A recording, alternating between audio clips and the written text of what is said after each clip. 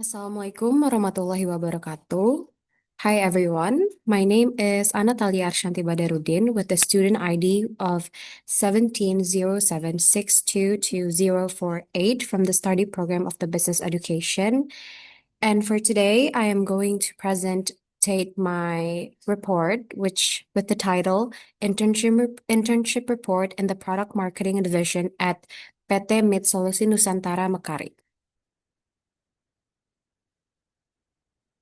These are the table of contents or the subjects that I'm going to be talking about, which are background, company history, vision and mission, company structure, business scope and scope of work, implementation, challenges and ways to overcome the challenges, gaps between theory and practice, conclusion, and then suggestions and recommendation.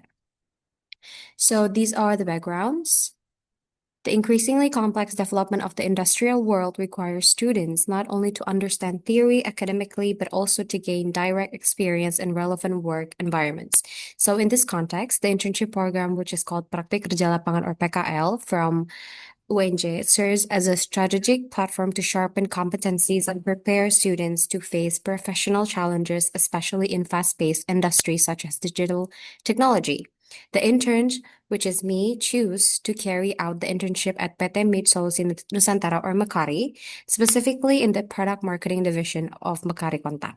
Driven by a strong interest in marketing, particularly the product marketing, which is rapidly growing in the digital era, the interns saw the software as a service or SaaS industry as a challenge, learning space-rich and technical and data-driven insights. Mekari, as one of the key players in the sector, became the ideal choice to gain hands-on experience in digital marketing practices. Next, these are the information for the company that I interned to, which time and place. The company name is PT Mid Solusi Nusantara or Mekari for short, and address is at Mid Plaza 2 at Jalan Jenderal Sudirman, and then the website is mekari.com. For the internship period will be held during March 4, 2025 till the August 31st, 2025. Okay, so this is the history of Mekari. So PT Mitsubishi Nusantara, commercially known as Mekari, is a technology company based in Indonesia that focuses on developing digital solution based on the software as a service or SaaS model. Founded in 2018, Mekari was established through the consolidation of three independent local tech startups, which are Sleeker, Talenta, and Journal. Each of these entities had previously operated in the business management technology field with their own areas of specialization. This merger was not merely a growth strategy, but a synergy approach to create an integrated digital product ecosystem designed to offer comprehensive solutions for business actors in Indonesia, particularly in the SME to mid-sized corporate segment. So at the right is the timeline of how the Mekari growth since the beginning of its born. So since 2018, it was established and founded through the consolidation of Slicker, Talent, and Journal. And then go forward to 2019, they launched Klik Pajak, which is an online tax reporting service that is integrated with the Indonesian Tax Authority or DJP. And then at 2020, they released Mekari Flex, which is a digital flexible benefit service for employees. And then at 2021, they acquired Contact, expanding services into customer-facing systems. And lastly, in 2022, they secured over 17 million US dollar in funding from regional and international investor. And lastly, at 2024, they acquired Jojonomic, expanding services from SaaS to PaaS with a no-code and a low-code platform. Next, these are the vision and mission for Mekari, which the vision is to become the most essential platform in driving business and advancement and human resource development. For the mission is to provide integrated cloud-based solution for business automation to help businesses achieve optimal results and scale sustainably, to build a digital platform and ecosystem for businesses and professionals, and lastly, to become a leader in the SaaS industry. these are the company structures. So basically, Mekari have two different approach to their structure, which is called the functional structure and the agile structure. The functional structure is basically the usual structure that we see in every kind of company, where there is the C levels, and then there's manager, and then they divide it into division, and then there's also the business units, and lastly, the small roles down below. And then for the agile structure, this is more focused on their products. They divide it by products. So because they have around 7 products, they divide it into Talenta, Accounting and Tax, Contact, Contextual Financial Service, eSign, General Operation, and General Operation for the second one also. And this was usually used for the IT or the tech division. Okay, and then here is the Mekari's key leaders, which is led by Sowandi Saw as the CEO and co-founder, and there is also the Chief Operation Officer, Chief Customer Officer, and Revenue Officer, Product Officer, Technology Officer, Innovation Officer, and of course the Business Officer. And then next, these are the business scope for Mekari. So Mekari is a company operating in the SaaS sector, utilizing cloud computing and business automation technology to support digital transformation across various sectors and business scales in Indonesia. They have a lot of product that they provide, but these are like the main products that they sell, which includes in the scope of human resource management. And the software is called Mekari Talenta, which has features of payroll, attendance, leave management, performance evaluation, recruitment, and centralized employee data. And then for the scope for accounting and finance, they have the product called Mekari Journal, which has the feature of bookkeeping, invoicing, financial reports, inventory management, and AI-based business analysis. And then they also have a digital taxation, which is called the Mekari Klik Pajak. They have features including e-billing, e-filing, e-bupot unification integrated with the Indonesian Tax Authority, which is DJP, and accounting systems. And then they also have a education and capacity building aspects. And it's actually an initiative, not really a product, which is called Mekari University. And the features that they provide are courses, webinars, models on accounting, taxation, HR, digital marketing, and so on. And then for the other scope of CRM and omnichannel communication, which I intern at, they have the product called Mekari Kontak. And the features are including multi-channel integration, sales automation, and performance tracking and chatbot. And then they also have employee benefits, which is called Mekari Flex. These features including flexible benefits, early wage access, employee loans with light installments, and lastly, they have the low code or no code business application, which they just acquired recently from Jojo Namic. And the product is called Mekari Officeless, and the feature includes no code or low code business apps, creating custom workflow systems without complex coding. And then next, this is the scope of work for myself. So the intern was assigned to the product marketing division for the Mekari Contact product, which provides SaaS-based customer intelligence solutions, or you can say CRM and omnichannel. So the activities and tasks carried out during the internship period, including first, participating in the development of go-to-market strategies for each product package. Second, formulating communication angles, product value propositions, and market segmentation. Third, creating various marketing assets, including briefs for landing pages, commercial videos based on use case, product brochure briefs, and briefs for user community forums. And then the fourth, developing customer stories in the form of case studies and slide decks for sales enablement. And lastly, conducting regular competitor analysis. And then these are the implementation or like the how-to of some of my scope of work. So the first one is customer story development. So customer stories were created to evaluate client satisfaction while also packaging their experience and achievement using contact into testimonial materials. These stories were officially published to the company's marketing channels, such as the websites and the pitch decks. So these are the step-by-step of how I do this job desk. So the first thing first, I analyze the client first. I talk with the salespeople or the customer service people about the client description and what they need and what product they use, or what kind of features that they use the most, and what kind of features that we should enhance for them to know that there are other features that they can utilize. And then the second one is, from that analysis, I created the question list. And then the third, I set schedule and I contact the client. The fourth is client interview. This interview can be held offline or online, based on the needs of the marketing assets itself. If there is a visual representation needed, then we are going to hold the interview offline, and we will create a shooting space to make the video. Or if you only need the articles, then I only do the client interview online. And then after doing the interview, I wrote the verbatim, and then lastly, I create the long case study and case study slide, which can be seen in the presentation. The left one is the long case study, and then the right one is the case study slide. Second is a community forum brief that is called Fiturpedia.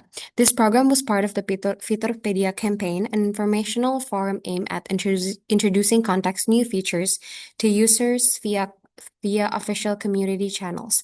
The community forum itself is an open discussion space provided by Contact for customers and clients to discuss various topics such as subscription, new renewals, new features launches, and industry relevant issues. So the left one is the brief forum before that they were published, and then the right one is after that they were being published. And then next is the monthly competitor analysis. At the end of each month, the intern was responsible for preparing the monthly competitor analysis as part of a Contact's regular reporting and product marketing strategy. This analysis aimed to monitor the activities of key competitors, especially those actively promoting, launching new features, or conducting new marketing initiatives. And the intern selected 3 to 4 relevant competitors and analyzed them across 4 main aspects. So these are the examples of the slides that I've made, and the kind of aspects that I look into for analyzing the competitors, including social media, new features, social media, and then digital ads, event and community. And then next is filling PMM suggestions in brand direction development. Brand direction serves as a reference for product communication and promotion. It contains the designated communication angles based on the company's strategy, as well as a list of Contact's key features to be highlighted during the campaign period. The intern was tasked with filling in the product marketing manager suggestions, which is PMM suggestions section, which involve recommending communication direction, content ideas, and promotional approaches to be adapted across relevant team channels, including blogs, social media, digital ads, SEO, community, and events. So here, my user will create a brand direction every month that is divided into 2 parts, the first week, second week, and then the third and fourth week. And then after she gave me the brand direction and what kind of features to highlight, and then I wrote down the suggestions that I want to propose to each channels. Like for example, I proposed the search ads, what suggestions that needs to be done for this month, or maybe I give the blogs title ideas for their new articles and stuff like that. And then lastly, this is the landing page brief. The intern was responsible for preparing a brief for Contact's landing page. The brief was created using Google Sheets and included information on how the product works, key features, and more. The purpose of this brief was to assist the design and content teams in developing a website page that is attractive, informative, and easy for visitors to understand. So I was also assigned to create a landing page brief for the use case package that is going to be launched soon. And this is one of the example, like I just created the surface suit package, which includes like the features, how to utilize this package, and where can you order this package, and so on and so on. And then these are the challenges that I faced during the internship, which includes first, difficulty understanding new internal tools. During task execution, the intern was required to use new tools such as Notebook LLM and CMS. Notebook LLM is an AI-based platform containing product documentation for self-service information searches. The intern experienced challenge due to the system's complexity and fly structure, as well as difficulties in optimizing articles on the CMS for SEO purposes. And then the second one is limited interaction due to hybrid working system. So Mekari has a hybrid working system, and for my division, we were only required to do a work from office once every week, which during the Wednesday.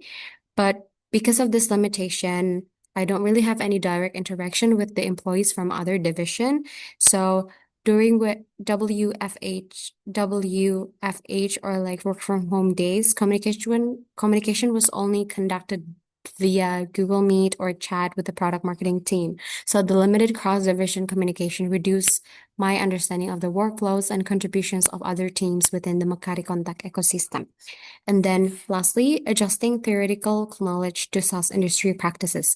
The intern found it very challenging to align marketing knowledge from university with the more strategic and technical practices of the SaaS industry. Many unfamiliar terms such as a go-to-market, sales enablement, and discussion with heavy technical nuance initially affected the intern's confidence and required a period of adaptation.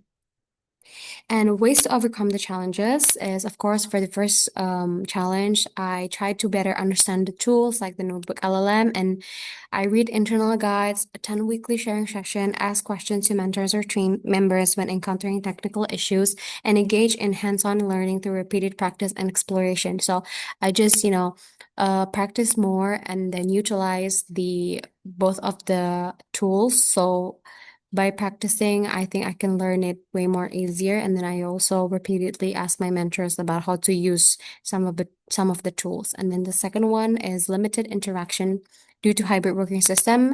Ways to overcome it is I made the most of the weekly in-office days by initiating conversation and asking questions of the fellow employees. And during remote work days, I usually proactively reach out via chat or schedule meetings to clarify tasks and broaden insight across division. I also join some of the gatherings and some of the informal activities that were held by Mekari. And then lastly, adjusting theoretical knowledge to SaaS industry practices and how I overcome it is I actively expanded my knowledge through discussion, internal documentation, participation in sharing session, and also independent learning via articles, videos, or e-learning platforms. And actually, these challenges preserve as a motivation for me to grow and understand strategic approaches and adapt to the professional work environment. So next is the gaps between theory and practices. So the first gap that I found is the gap in the traditional marketing mix concept, which for the 4P marketing mix theory that we learned during college and during my study before this internship, was just like very traditional and very basic. Like it only concludes product, price, place, and promotion based on the Philip Kotler's theory. And these approaches focus on creating and delivering product value to attract and retain customers. And lastly, it also centers around product features and consumers as individuals only. While as at Mekari, this practices is very different. Kind of different, actually. They no longer apply the traditional 4P framework, though they also still apply it a little bit, but like not really relying that on the 4P too much. But we focus more on the go-to market strategy. And also the positioning is really based on use case and solution rather than the product features itself. And then the second gap that I found is gap in consumer behavior concepts. So during college, we only focus on academic theory of B2C most of the time, which is business to consumer, where students study classic models such as the Maslow hierarchy of needs, theory of planned behavior, and the consumer decision-making process, like the input, process, or output. So which are very oriented toward the individual consumers and influenced by emotions, needs, and perceived value. While as in the practice of Mekari, we more focus on the B2B because our clients are mostly corporate and SMEs and stuff like that. So we focus on the B2B, business to business, that focus like the purchasing process is more complex and involves multiple stakeholders. And also the sales cycles are longer and require lead nurturing. And lastly, decisions are logical and risk averse due to their impact on organizational efficiency. And here, note that according to Pawlowski and Pastuzak at 2016, B2B buyers focus on economic value, organizational risk, and integration potential. A report from B2B News Network 2023 emphasized that modern buyers prioritize ROI over features and often require multi-layered approval processes before purchasing SAS products. So it's very much more complex than the usual B2C theory or like the usual consumer behavior that we have, because usually the traditional ones, we only see consumer as an individual where they only rely on themselves and what they perceive towards something, or how the emotion will perceive. But instead, in the B2B industry is very much complex, and there's a lot of people behind it and a lot of decision making that is very much logical. So I think it is very more technical than the B2C theory ones. Okay, so for the conclusion, the implementation of the internship at Mekari from March 4 to August 31, 2025 provided valuable experience in product marketing, especially for the Mekari contact product. The intern was directly involved in repositioning products based on specific use case, which the product called Broadcast, Surface Suit, Cell Suit, and Contact 360 by developing materials such as content briefs, pitch decks, case studies, and landing pages. The intern was also responsible for creating customer story through client interviews, launching the Fiturpedia campaign in the community forum, and compiling computer analysis and product communication suggestions. Through a hybrid working system, the intern actively built cross-team connections by attending extra in-office days and participating in sharing session and internal events.